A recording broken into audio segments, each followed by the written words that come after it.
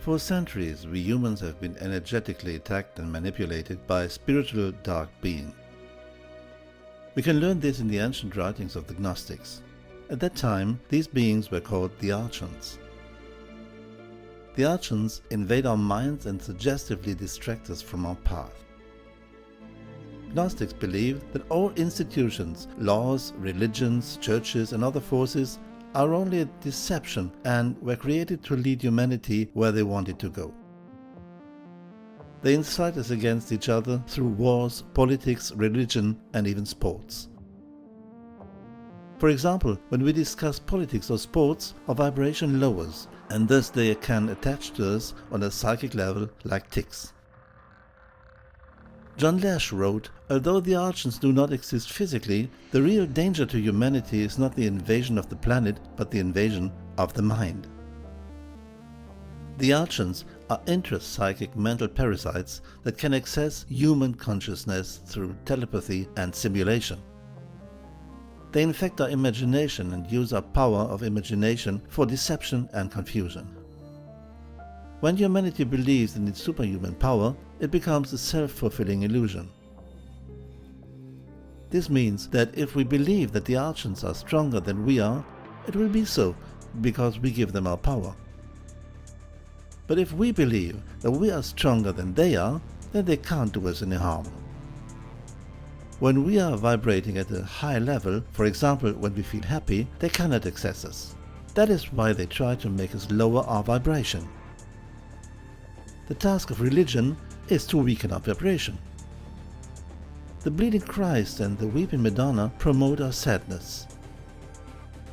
Guilt is often used in cultures as a psychological control tool to influence people's behavior.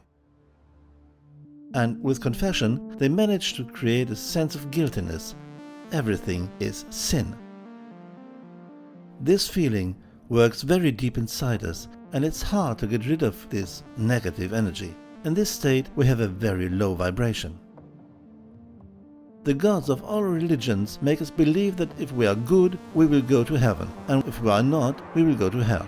This is also how the feeling of fear arises. The feelings of sadness, sorrow, guilt and fear pull our vibrations down so low that we are left unprotected against these beings, and then man is easy prey. When many people realized the deception of the religions, they looked for the truth in the New World Order but ended up in another religion. Not everything that is called the New World Order is a lie, but the fact is that more and more people doubt this movement, and activities like Kabbalah, Ouija, extraterrestrial contacts, spiritual channeling, Reiki, twin souls, astral travel, tarot, karma or magic. Do those who are in contact with extraterrestrials know with whom they are in contact?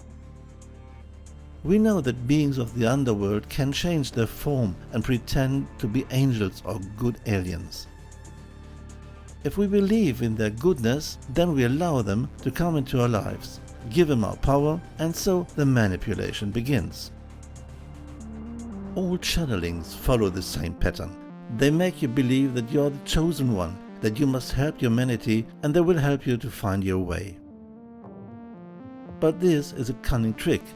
People who have channeled with these beings say it's a deception.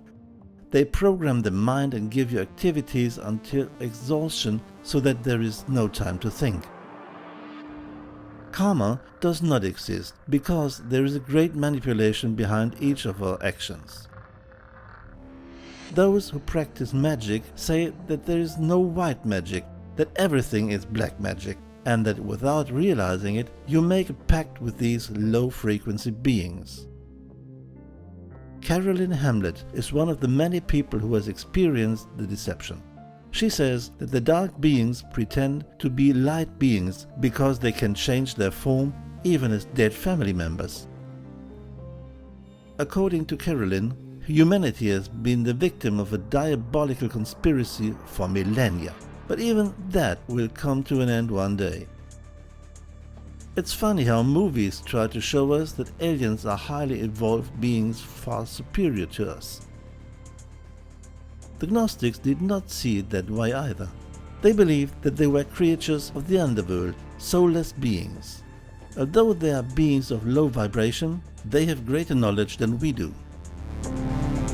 These beings are on the lookout for people who are in the process of awakening to manipulate them. This is how the New World Order is created, which catches all those who recognize reality. They often show themselves as light beings, tender and loving.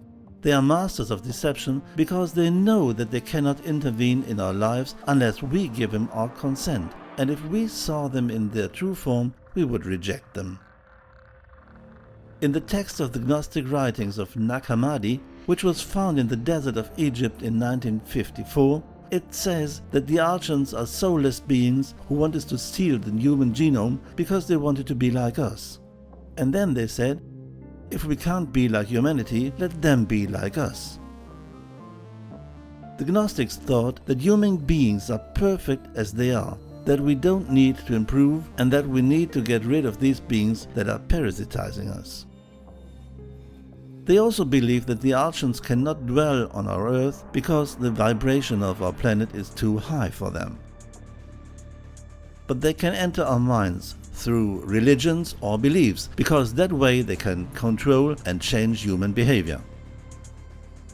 But how can we protect ourselves from these beings? According to the Gnostics, we were given a very special ability. They used to call it luminous epinoia, the power of imagination. However, in our society, the educational system in schools around the world has been developed to introduce something as artificial as memorization and to reduce something as important as imagination. To get something we desire, we need two things: imagination and emotion. When we want something, such as to cure a disease, the first thing we need to do is to visualize how the affected organ will recover and at the same time feel joy over the recovery. In this way, we attain the healing. Everything we want to achieve, we can achieve through our imagination. But when we are sad, we imagine negative situations, and that is what we create. It is strange that this knowledge that we are beginning to discover today was known 2000 years ago. This time we are living in now is a very special one. The time has come for humanity to learn the truth about who we are and how to free ourselves from the cage in which we are locked.